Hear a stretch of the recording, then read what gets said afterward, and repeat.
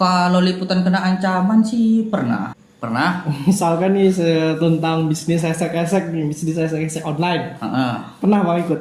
pernah. Karena duitnya banyak, karena duitnya banyak. Nah. Itu gimana Bang? Ya kan kita kan dapat jatahnya itu. Jatahnya jatah apa nih? Jelas-jelas, Cok. Kita berkawan kan boleh Oh, bilang siapa aja.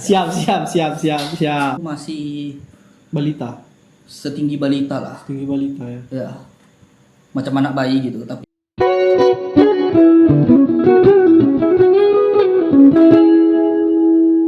Kawan-kawan hak bicara, kali ini kami mendatangkan seorang jurnalis dari Pekanbaru, Ikhwanul Ruby. Halo Bang, halo, apa kabar? baik. Oke, Bang Ruby ini sekarang di salah satu harian di Pekanbaru ya. Itu sejak kapan Bang bergabung jadi wartawan? 2015. 2015 itu baru tamat atau sebelumnya udah ada kerjaan juga? Enggak juga sih. Awalnya itu mulai usaha. Oh, usaha jangkrik tuh ya? Iya. Habis? Tapi ya Tempur. nampaknya persaingan usaha keras gitu. Beralih. Berapa lama Bang? Ada sekitar 2 tahunan lebih ada. 2 tahun. Ya. Habis itu baru buka lowongan, baru jadi wartawan. Ya. Sebenarnya nggak niat juga sih jadi wartawan. Jadi Lebih kepada memang ada lowongan diterima ya udah. kecelakaan. Ya kecelakaan aja jeblos di sana. Kalau apa disiplin ilmu Abang kan bukan komunikasi kan? Ya. Apa komunikasi Abang dulu ya? Dulu lulusan hukum. Hukum di UIR. Universitas Islam Riau. Yang akan masuk 2007 kuliah. Oh, 2007. Udah berapa banyak ukti yang Abang pacarin? Alhamdulillah nggak ada. Asik. So polos guys. Anjay. Itu hukumnya hukum apa Bang? Pidana, perdata? Atau ada hukum syariah? Dia kalau dihukum itu biasanya semester 5 ngambil spesialisasi tuh. Abang ngambil apa? Ngambil perdata waktu itu. Perdata. Ya. Hmm, Lebih minat dengan duit sih makanya ngambil perdata. memang nih mata duitan nih. Jadi habis itu Abang kalau di sana kenapa nggak jadi pengacara gitu atau advokat atau buka kantor apa gitu law firm? Idenya awalnya dulu masuk jurusan itu ya memang pengen ngambil itu. Tapi belakangan ya dengar-dengar cerita habis itu kan sering juga ketemu praktisi waktu pas Oh kuliah. ya. Kurang tertarik aja jadi ya. Kenapa? Tapi duitnya banyak mana ya? Memang duitnya banyak tapi Prosesnya itu. proses dari profesi itu nggak gitu suka. Jadinya habis itu lanjut usaha baru kerja jadi sebagai jurnalis. Ya.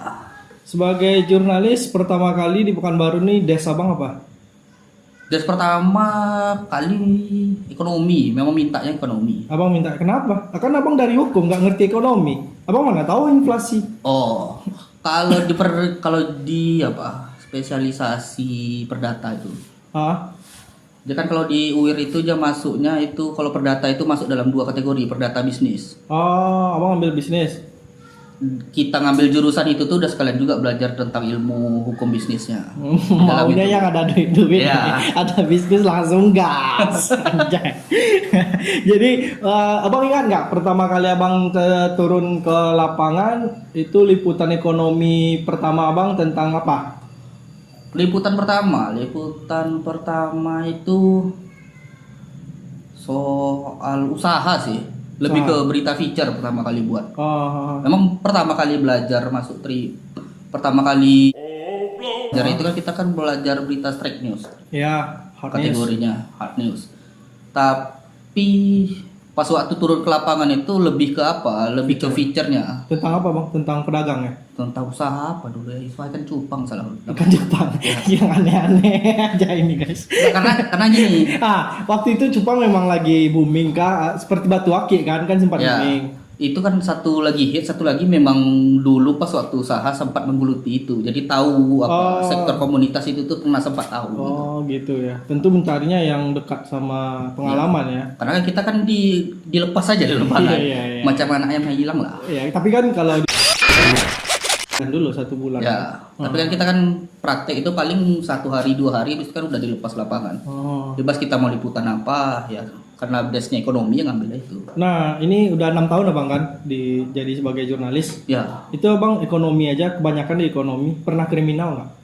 kalau kriminal itu lebih kepada apa ya? Pernah sih pernah, tapi nggak fokus di situ. Tibanya kita liputan kriminal itu tuh gara-gara yang di DAS itu lagi ada peliputan lain, kita diperbantukan ke sana. Diperbantukan. Tapi lebih banyak di ekonomi ya. Ya, ekonomi. Karena duitnya banyak. Enggak juga. Iya.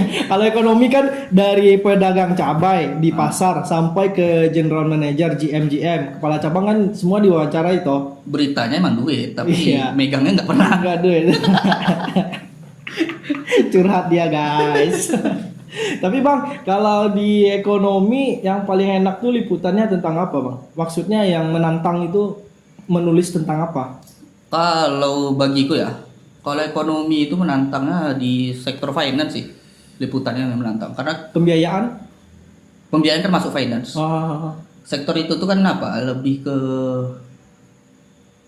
bisa dibilang sulit ditembus lah. Karena kan apa? Banyak prosedur ya. Prosedur satu ya, satu lagi gini, kita juga memakluminya karena situ kan bisnis finance itu kan bisnis kepercayaan. Trust. Karena itu untuk masuk itu tuh perlu pihak yang jadi narasumber kita percayakan kita dulu. Jadi itu kalau untuk menembus, misalnya abang mau ketemu GM, Udah perlu kita pendekatan dari mungkin ya kalau di sini kan macam di Pekanbaru ini kan finance kan fokusnya di BI, di OJK sebagai apa kan regulator. Dari regulator itu kita masuk untuk baru ada ruangnya dikasih nanti ya. Oh gitu. Nah bang, kalau di sebagai wartawan ekonomi kan bisa dibilang kita dekat dengan orang-orang yang bisnis semua, bisnismen ya. Ya. Dari pengusaha, jabatannya manajer. Tapi kan kalau liputan ekonomi yang paling ngesalkan bagi abang apa? Paling ngesalkan ya liputan ekonomi ya. Lebih ke nggak ada sih kalau menurut aku kalau di ekonomi yang mengesalkan. Masa iya pernah bang waktu itu ngumpat bercarut-carut masalah PR atau humas yang memberikan rilis, tiba-tiba rilisnya harus sesuai ya mas rilisnya. Kalau itu kan gimana? Itu kan tibanya lebih kepada apa tuh? Apa? Karena kan pihak yang bersangkutan kan emang ada kerja sama media dengan kita. Tapi kalau yang nggak kerja sama kan pernah juga. Ya kalau yang kerja sama itu paling mengesalkan itu kalau kita nggak bisa nembus. Banyak prosedurnya. Kita coba menghubungi yang bersangkutan nggak nyambut, itu ya cukup kesal juga. Karena pernah nih Bang Ruby ini memberitakan salah satu bank tutup, dia tiba-tiba memberitakan nggak jumpa orangnya, tiba-tiba dibikin aja nih banknya ini tutup, padahal beritanya nasional di daerah kan ada cabangnya. Ya. Nah tiba-tiba dia bikin aja ada naik, dan itu tiba-tiba orang bank kan datang ke kantor ya. Ya betul. Itu kenapa bang? Coba gini, kalau soal itu sebenarnya lebih ke pemahaman jurnalis saja sih. Kita kan memberitakannya gini, waktu itu kan kita mendapatkan informasinya kan dari pihak regulator. Ya. Regulator yang memberitahu, kita kan mengutip dari regulator. Memfollow up. Ya, memfollow up dari regulator itu. Nah, kalau mereka datang itu hanya tibanya klarifikasinya aja. Karena gini, kita kita kan udah melakukan fungsi jurnalistik kita, mencoba konfirmasi mereka. Cuman hanya saja nggak jumpa. Nggak menjawab lah tibanya. Tibanya pada saat itu nggak menjawabnya. Tentu kita sebagai wartawan itu kan udah termasuk langkah konfirmasi kita menuliskan tentang itu kan. Iya, karena kan ada bahasanya kadang-kadang sudah coba dihubungi tapi tidak ada jawaban. Itu kan sudah masuk bisa ditulis juga toh. Iya. Ya terkait itulah kemarin itu terjadi, makanya mereka datang ke media. Itu pun toh pada saat mereka datang ke kantor kita, ketika kita meminta untuk orang itu memberikan hak jawab, pihaknya juga nggak mau juga. Tapi abang ada kena apa dari kantor nggak? Maksudnya kena, ya bisa dibilang tanda kutip kena marah gitu. Ada lah pasti, paling suruh lebih hati-hati. Lebih berhati-hati lagi, harus dipastikan lagi ya. Nah bang, ini kalau dari sudut pandang abang nih, Pekanbaru kan bakalan punya jalan tol. Ya. Pekanbaru Dumai yang rencananya akan diresmikan Juni ini. Nah, bagaimana menurut abang? Apakah memang ini akan menopang sektor ekonomi Riau? Bisa menopang sektor ekonomi Riau. Karena kan gini, Kalau tol itu kalau fungsinya lebih kepada distribusi barang. Karena gini, kalau tanpa jalan tol kita kan memakan waktu itu tentu makan biaya. Nah, ketika jalan tol itu ada, waktu makin pendek, biaya yang dikeluarkan pun juga makin sedikit. Tapi ya tentu gini, pembangunan jalan tol ini tak bisa kita serta merta bisa mendongkrak juga. Karena ada sektor-sektor juga yang akan tergerus juga di situ. Seperti kan jalan lama itu kan jadi apa? Dulunya kan jadi jalan ekonomi bagi masyarakat yang tinggal di situ. Sekarang nggak lagi. Ketika ada jalan tol kan bisa jadi. Kita kan belum tahu nih, barang ini kan udah ada tapi kan kita belum tahu. Bisa jadi yang sektor ekonomi di jalan lama itu tuh tergerus gara-gara orang pada beralih ke jalan itu. Jalan tol ya. Ya, karena gini, jalan lama ini kan apa? Tibanya kalau dilihat kan dia nggak punya fungsi pariwisata jalan lama. Antara Pekanbaru ke Dumai itu kan nggak ada fungsi wisata, nggak ada pemandangan yang bisa menjual wisatanya lah. Ya, karena itu di situ bisa jadi itu tuh mati ekonominya di situ. Tapi kita lihat nanti gimana pergerakan nanti seperti apa kan nggak tahu juga. Iya. Nah, kalau untuk liputan apa Bang pernah diikutkan liputan khusus? Pernah. Misalkan nih tentang bisnis esek-esek online. Pernah Bang ikut? Pernah. Itu gimana Bang? Ya, kita kan dapat jatahnya itu. Jatah apa nih? Jelas-jelas, Cok. Ya, jatah peliputan. Jatah peliputan. Peliputannya itu kan kita wawancara si pengguna. Pengguna atau penyedia? Pengguna jasa. Abang dapatnya pengguna. Pengguna jasa. Abang pengguna? Oh, enggak. Enggak ya. Tentang pengguna. Nah, itu Bang, Abang gimana sih cari pengguna atau dari kawan-kawan nanya atau gimana untuk menghunting mencari ini? Perlu tahu komunitasnya. Ada komunitasnya? Bukan tibanya gini. Bukan komunitas yang secara memang untuk berkumpul sebagai pengguna, enggak. Lingkup lingkungan yang menyerempet ke situ tuh di mana? Perlu kita tahu. Mungkin contoh dunia malam. Di dunia malam itulah kita cari tahu. Kita mulai masuk ke situ. Habis itu tanya-tanya, mulai pendekatan. Nah, itu Bang waktu tanya-tanya langsung perkenalkan diri sebagai seorang jurnalis kah atau awam? Oh enggak, kebetulan ada kawan memang. Oh, kawan Saya yang memang. Iya, tapi kan biasanya gini kan guys, yang kawan nih lingkungannya pasti. Ya, kita berkawan kan boleh siapa aja. Siap. Alibi. Nah, kalau untuk liputan yang apa belum pernah ya Bang ya sampai kena ancaman? Kalau liputan kena ancaman sih pernah. Itu gimana Bang? Ceritanya. Itu pas waktu ditugasin di Tembilahan. Ditugasin di Tembilahan. Oh, di Tembilahan. Ya. Oh, pernah Bang pernah sana? Pernah tugas di Jadi sana. gimana ceritanya?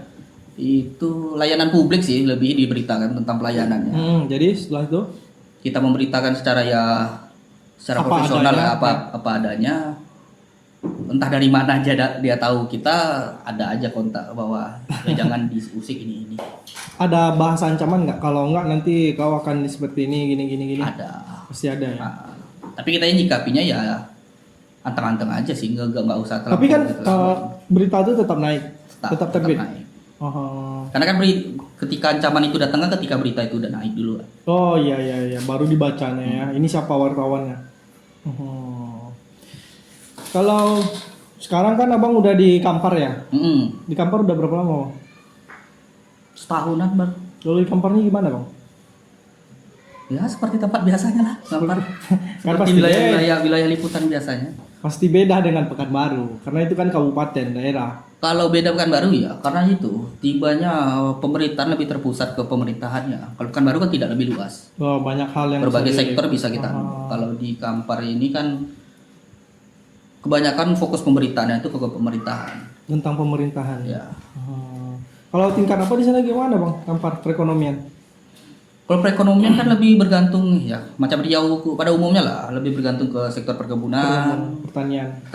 Di sana kan ada nanas, sawit ya. Oke. Nah Bang, kalau untuk kalau untuk jurnalis ini kan kita dituntut memberitakan untuk membangun daerah juga. Ya. Itu gimana cara Bang?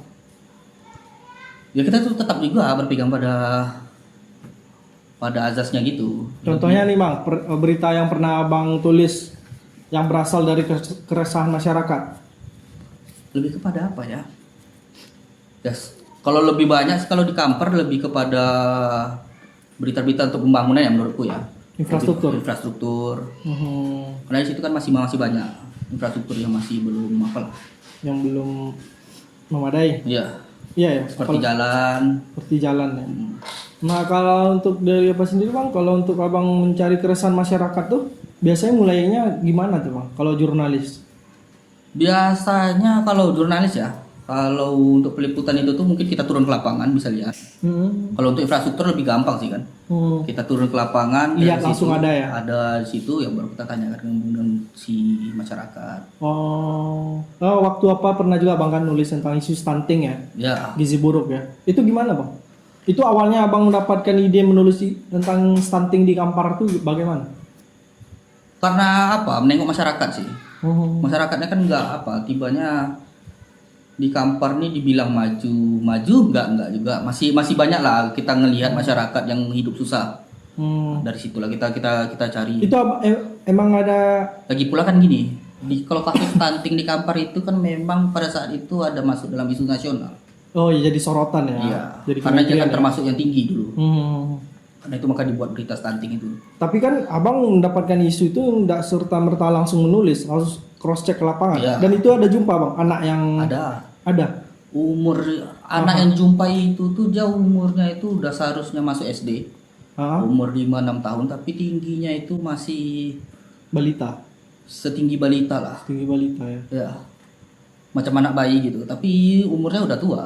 Nah itu abang jumpa sama orang tuanya. Tua. Dan ternyata kasusnya emang gizi buruk, emang kondisi ekonomi kah atau Lebih kepada kondisi ekonomi sih kalau stunting. Kalau dilihat dari yang kasus yang pernah diliput itu tuh lebih kepada ekonomi karena pernah abang tanya soal susunya, ya, makannya? mereka kan lebih mengandalkan apa? Susu ibu. Oh, Susu ibu kan. Nggak ada tiba-tiba tambahan asupan gizi lain. asupan gizi lain nggak ada, ya? Buah-buahan pun kurang. Ya, Akibatnya seperti itu. karena pas waktu peliputannya itu cerita dari orang tuanya ya, dari orang tuanya itu mengatakan kehidupan orang tuh susah. Kalau hari ini dia bisa dia kan dari pekerja buruh bangunan, Lepas ya? buruh bangunan lepas. Jadi kalau tibanya ada duit ya baru kita bisa makan enak. Kalau nggak ada ya nggak ada. Apa yang ada? Apa yang ada aja. Tapi Kadang-kadang masih- daun ubi di kebun pun dimakan juga kan. Oh, masih ada seperti itu. Masih ada. Wah, jadi katanya Riau ini penghasil minyak. Ya, pemerataan tinggal. Tinggal pemerataan ya. Berarti di situ lah ya salah satu fungsi jurnalis. Dan itu abang ada konfrontasi ke dinas terkait nggak? Ada. Dan itu apakah memang langsung dieksekusi? Sebenarnya eksekusi stunting ini nih terbilang apa ya? Terbilang lambat. Ketika isu ini naik baru ada tindakan. fokus ke sana. Kalau nggak ada isu yang beredar ya Ya. ada mayang. Karena kan isu-isu stunting ini kan baru naiknya beberapa tahun belakangan Iya, ini. iya. Orang kan mikirnya anak yang tumbuh apa itu kan biasa. Karena bisa kalau kita di masyarakat ngelihat stunting ini bisa aja masyarakat nih kita ngelihat anaknya nampaknya tumbuh baik itu bisa jadi stunting, mungkin dia badannya agak kurus itu bisa termasuk kasus stunting juga. Masuk stunting juga. Ya. Jadi melacaknya pun memang nggak mudah juga kan kasus stunting itu.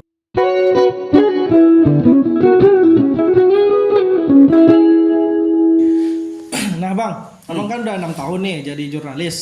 Seandainya kalau ada orang-orang atau katakan orang terdekat abang atau bahkan anak abang yang menginginkan saya ingin menjadi jurnalis, bagaimana menurut abang? Lebih nyarankan dari pendidikannya dulu lah. Apa? Lebih nyarankan ke pendidikannya dulu. Pendidikan maksudnya? Ya tibanya kan jalurnya kan wartawan ini kan lebih kepada ilmu komunikasi. Karena terasa kali pas kita memang bukan di ilmu komunikasi kita dalami masuk ke wartawan kita merasa ada ketinggalan. Di lapangan itu tuh cara kita untuk berkomunikasi gimana, kita harus belajar lagi. Karena itu lebih baik masuk kuliah dulu. Ilmu komunikasi yang jurusan ilmu komunikasi. Tapi gini bang, kalau jadi wartawan sendiri, kalau yang abang lihat selama 6 tahun ini dari sisi finansial menjanjikan atau enggak, jujur? Bisa menjanjikan? Bisa janjikan, bisa tidak? Bisa tidak. Nah, itu tergantung perusahaan. tergantung perusahaan. Iya. Nah, kan karena kita tahu banyak nih jurnalis yang bisa dikatakan bahkan jadi sorotan dari organisasi profesi juga. Nah, itu gimana Bang melihatnya fenomena wartawan? Ya, kita lihatnya memang ada sih praktek-praktek yang memang di luar dari kode etik jurnalis itu terjadi. Tapi kita mau menyalahkan juga sulit juga ya. Seharusnya kan dari pihak apalah, pihak regulatornya yang lebih ketat untuk mengawasi itu. Dewan Pers. Iya. Nah, ini Dewan Pers nih seharusnya yang bekerja lebih banyak nih. Iya nggak? Harus memantau gimana nih perkembangan jurnalistik di Indonesia. Betul. Kalau Abang lihat bagaimana dari tahun ke tahun, apalagi sekarang di masa online ini? Seharusnya di masa online harus lebih ketat karena sulit Ya. sampai saat ini kan agak sulit kita membedakan mana yang memang kabar itu bergerak dari profesi jurnalis, mana yang tidak. Mana yang hanya dibikin untuk Ya. framing saja. Oh. Itu perlu juga kita. Berarti perlu edukasi juga ya dari. Selain dari si jurnalisnya, masyarakat juga perlu diedukasi soalnya. Ya, karena masyarakat masih, contohnya kayak kasus bank tadi kan masih belum paham juga dia. Itu kan menandakan belum paham. Ya. Karena Bagaimana cara apalagi kerja? sekarang banyak penyebaran tentang hoax. Ya. Nah, ini balik lagi tentang wartawan dan finansial. Nah, ini Abang sekarang kan masih bisa dikatakan single nih.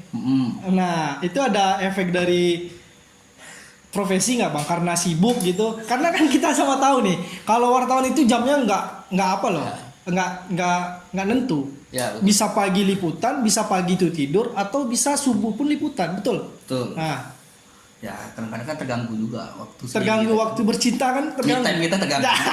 Anjing, me time. Fuck. Nah itu gimana Bang? Emang ada efeknya ya? Yang mau tak mau kan. Karena itu udah memang kerjaan Tuntutan. kita ya, tanggung jawab kita ya, lakukan aja. Berarti Abang pernah nggak mendapat liputan yang paling pagi betul, paling malam betul? Kalau malam setakat ini ada sampai tengah malam. Mendapat liputan Ya. Paling lama itu sih. malam ya, sampai larut ya. Sampai larut malam. Iya. Karena ada juga nih ya, aku dengar cerita Abang pernah lah ya.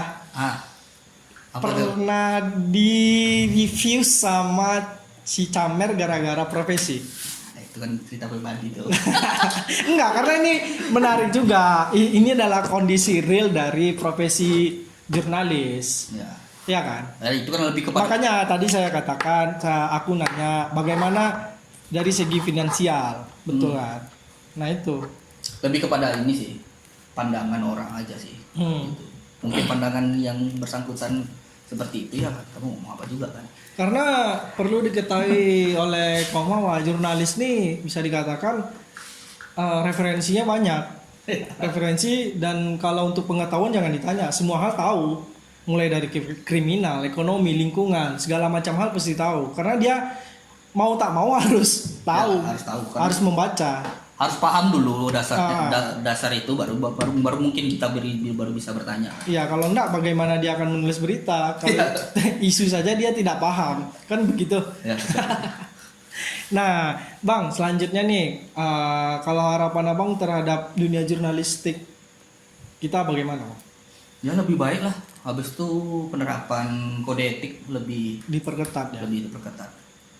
Karena belakangan ini kan kita udah mulai payah membedakan mana yang memang betul-betul berita hasil produk jurnalistik, mana yang tidak, tuh udah payah.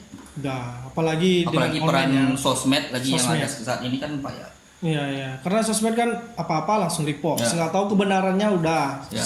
share kan begitu.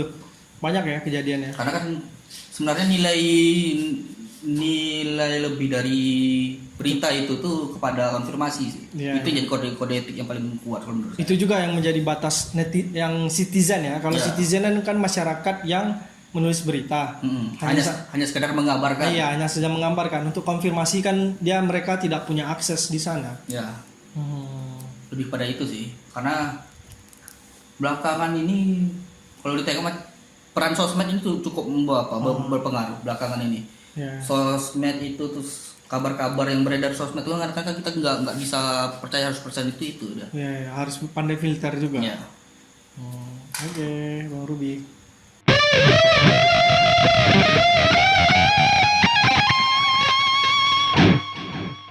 Oke, sesi terakhir nih Bang. Oke. Bagaimana tanggapan Abang terhadap adanya channel ini yang kami create ini? Ya bagus sih kalau menurut saya. Ih, jangan jawabannya kayak pejabat lah Bang, inilah gara-gara sering wawancari pejabat jawabannya retorika semua, Cuk. Saya agak-agak beri apa kritik, saran. Apa ya? Ini kebanyakan yang wawancari kadis, bupati. Ya kan emang bagus, lebih kepada gini lah tibanya. Ah, Lebih mengangkat poin-poin yang mungkin lagi marak di masyarakat. ah, Jadi informasi-informasi itu bisa lebih terima masyarakat. Kalau harapan Abang dengan channel ini apa? Maunya bagaimana? Ya lebih berkembang pasti kan. Lebih berkembang ya? Iya. Ya bantu-bantu lah Bang. Asik. Oke, nah Bang, terakhir nih Bang, mungkin dari kami terima kasih kedatangannya. Ya. Semoga karir jurnalistiknya ini ya Bang bakalan sampai pensiun kah menjadi seorang jurnalistik atau bagaimana? Lihat ke depannya aja. Kalau rencana Kalau bisa sampai pensiun ya. sampai pensiun. Berarti emang darahnya darah jurnalis nih, udah pekat nih. Bisa ya bisa enggak juga. Oke teman-teman, terima kasih.